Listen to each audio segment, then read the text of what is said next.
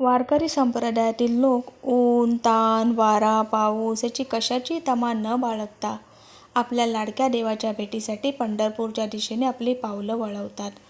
जशी भक्ताला देवाच्या भेटीची ओढ असते तशी देवालाही भक्ताच्या भेटीची ओढ असते.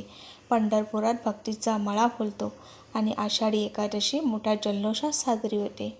अशा या आषाढी एकादशीनिमित्त मी काही काव्य लिहिलं ते तुमच्यापुढे सादर करते. सावळा तो पांडुरंग. सावळा तो पांडुरंग, काय वर्णू त्याची कीर्ती, युगे 28 देव उभा विठेवरती. सावळा तो पांडुरंग, काय वर्णू त्याची कीर्ती, युगे 28 देव उभा विठेवरती. जाती पंथांचा भेद. जाती पंथांचा भेद नसे तुझ्या राऊळी, लहान सहान थोर सर्व एक समान तुझ्या दारी, युगे 28 देव उभा विठेवरी. मात्या पित्यांची सेवा पाहुनी. मात्या पित्याची सेवा पाहुनी धन्य तू जाहलासी, तुझ्या भक्तीत तल्लीन होऊनी संत सारे नाचती, युगे 28 देव उभा विठेवरी.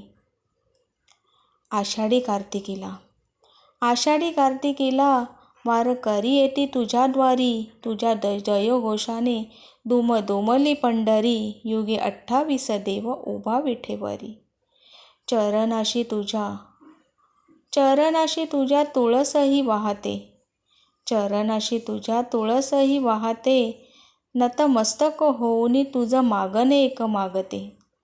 चरणाशी तुझ्या तुळसही वाहते, नतमस्तक होऊनी एक मागण मागते. सुखी ठेव देव माझ्या मात्या पित्यासी. सुखी ठेवा देवा माझ्या मात्या पित्यासी, नचमजे तुझे काही, युगे 28 देव उभा विठेवरी. युगे 28 देव उभा विठेवरी.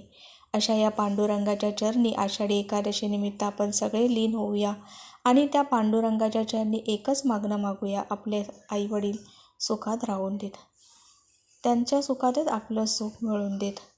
देवा पांडुरंगाची आणि रुक्मिणी मातेची कृपा तुम्हा आम्हा सर्वांना राहोत, हीच त्या पांडुरंग आणि रुक्मिणी मातेला नम्र विनंती. बोला पुंडलिक वरदेव हर विठ्ठल. जय पांडुरंग.